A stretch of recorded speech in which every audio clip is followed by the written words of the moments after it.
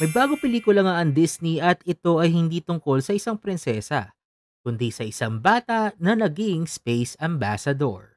Pero tungkol nga ba saan ang pelikulang Elio? O hindi tayo pupunta ng La Union ha? Ang Elio ay tungkol sa isang creative pero awkward na bata. At bigla nga siyang napunta sa outer space. And boom! Bigla siyang naging representative ng Earth. Yung tipong inaasar nga siya sa kanyang school and isipin niyo yun, bigla siya nagkaroon ng mga alien friends. At yung mga alien friends na yun, napaka-cute pero weird. So Elio is about identity, about family, and accepting who you are. At marami nga ring adventures ang naganap sa pelikulang ito.